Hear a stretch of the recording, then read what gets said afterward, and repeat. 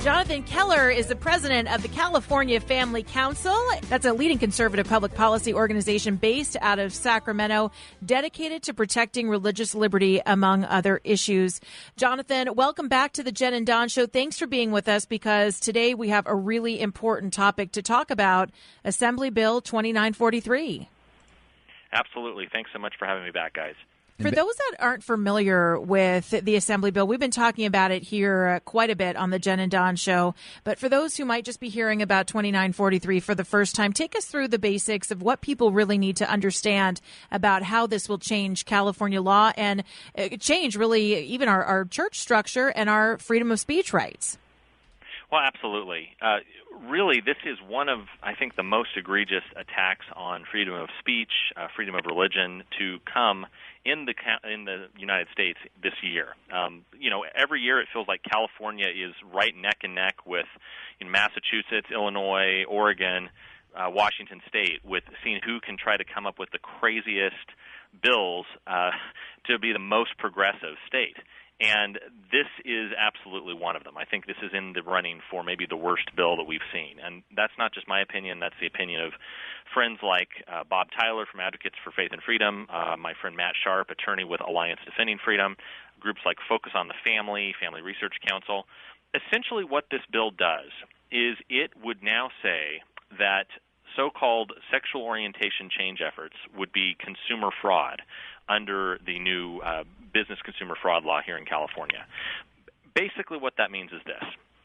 If you have individuals in the state of California that are struggling with their sexual orientation, maybe I'll give you an example here. You have a married mother of three. She's been married for 20 years, just had her third child, goes to her doctor and said, I've been experiencing some postpartum depression, and as I'm dealing with this depression, for the first time in my life, I am feeling attracted to a friend from church. I love my husband, very happily married, but I'm just struggling with this. Can you help me? Well, the psychologist can say, sure, I'd be happy to help you. Tell me about this, and, we can give you some counseling. We can get you some help. You definitely want to stay in your marriage. That's great. We can help you in that. Well, then she says, actually, I forgot to tell you, I'm not attracted to a man from church. I'm attracted to another woman from church. The psychologist has to look at her at that point and say, oh, I'm sorry, because of this new law, I actually can't talk with you about that. The state says that any conversation I give you on that would be consumer fraud. I could get fined, maybe lose my license. You're on your own. That's literally what this bill would do. It would silence the voices of counselors, doctors, psychologists, pastors, lay leaders. It would tell them that the basic message that you're more than the sum of your desires and you can live according to your faith. If it touches on LGBT issues, all of a sudden that becomes consumer fraud in the state of California. Now, I just want to connect a dot here, because our listeners have been hearing from one of the individuals in our management, Terry Fahey, in public service announcements regarding an assembly bill and what folks should do about that. We've been featuring a banner on our website, am590theanswer.com, that talks about this.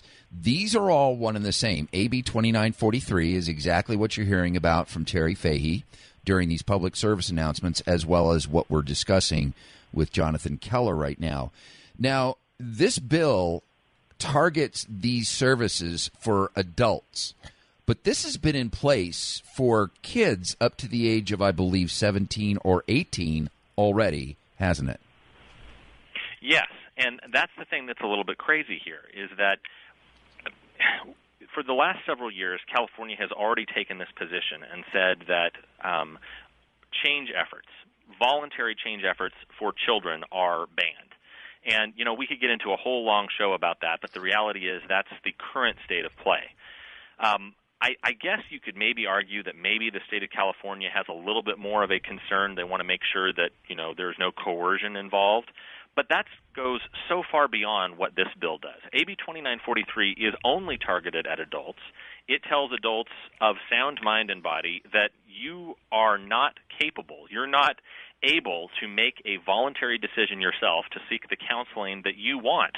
We're not talking about involuntary counseling. Every counselor that I've talked with, every person that we've worked with, the dozens of them that we've worked with opposing this bill in Sacramento, every one of them says, look, every person who comes to us is coming voluntarily. It is impossible. It is psychologically impossible to change someone if they don't really want to change. I mean, if you watch every talk show, you watch Dr. Phil, you watch, any movies, one of the things that they repeatedly point out is that people have to want to change for anything to work.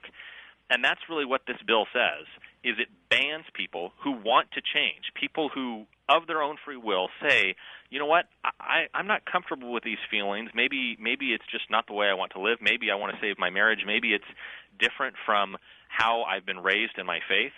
It says that you cannot make those decisions anymore. The state of California knows better than you, and they're even intruding into this very personal, very private relationship between an individual and their counselor or their doctor or even their pastor.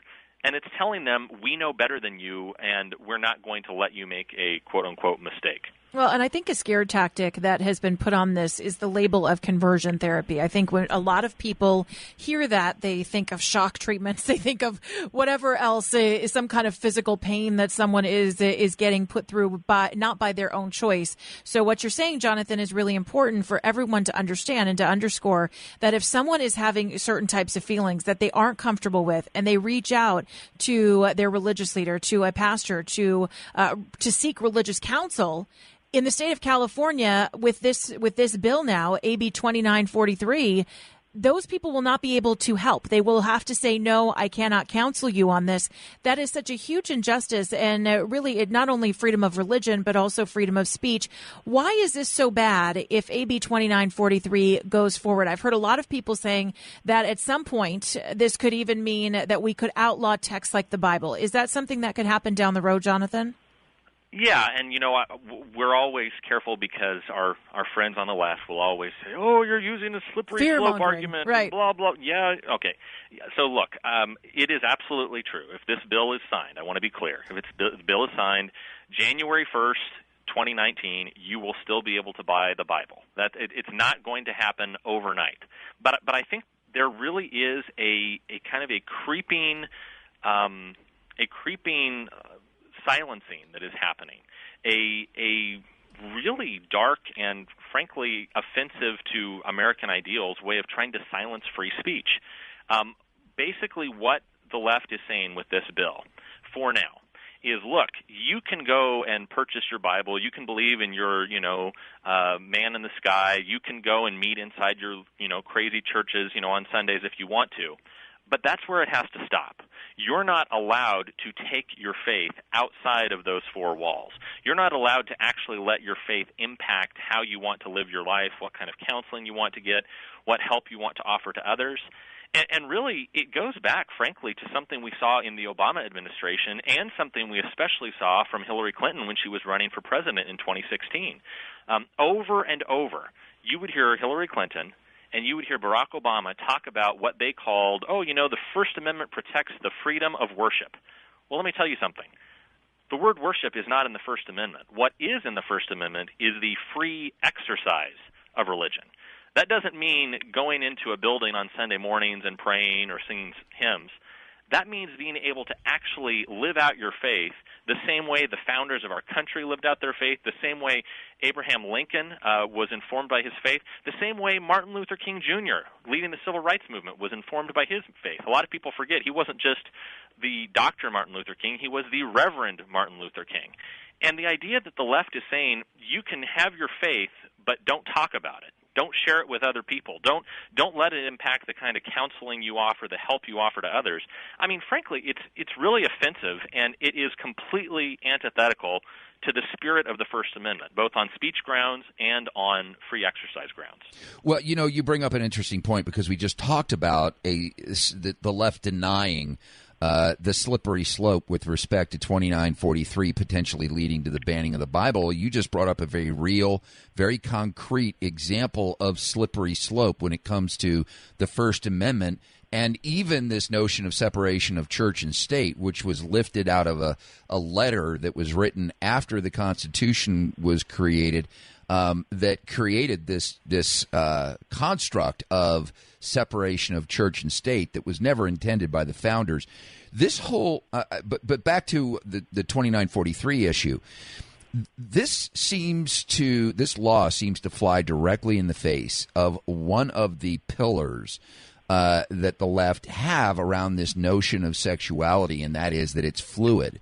You one day might find the need to express yourself according to one gender, and I think that's the word that they use. They're very careful. The language of the left is very purposeful in its construction, because they say, well, sex in its biological nature isn't fluid, or, if you will, changeable necessarily. I mean, that's a scientific fact. You're either a boy or a girl. It's this gender notion that is fluid. They're saying that it's fluid, which means that this 2943 is built around the notion that this is built into, if somebody has this attraction, it's built, hardwired in, and should not or cannot be changed without dramatic psychological damage to the person that it's being attempted to be changed for. But their own argument about fluidity flies directly in the face of that, doesn't it, Jonathan? Oh, absolutely. And I this really is an example where the left is using weasel words, and they're using these very shifting definitions only whenever it suits them. On the one hand, they will say, well, look, sexual orientation is immutable. It can never be changed. You can never, you're either gay or straight. You're born that way. The Lady Gaga song, everything else. Right. But on the flip side, if you're talking about not just sexual orientation, but gender identity, well, that's a spectrum. That's fluid. You could be this one day, this day, and everything in between.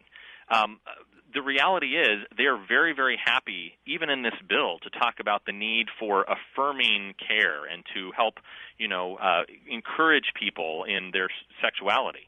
But it's only a one-way street.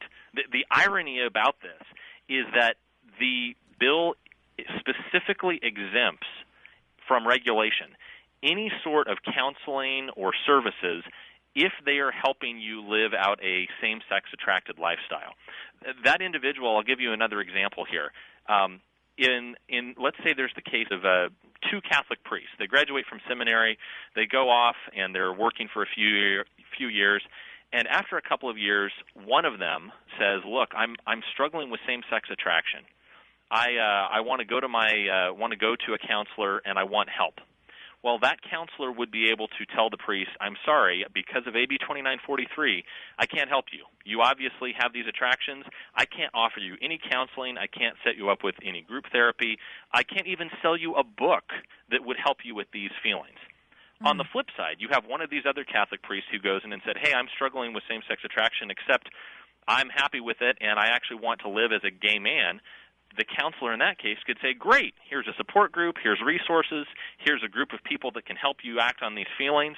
I mean, literally, it is such a double standard. One individual who wants to change can't, and the other individual who wants to act on his same-sex attractions is affirmed and actually protected by law in being able to pursue that type of counseling. Wow.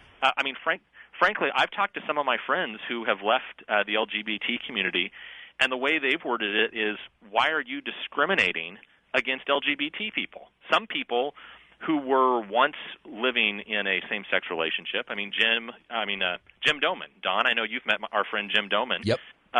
He lived as a gay man. He lived with another man for 5 years.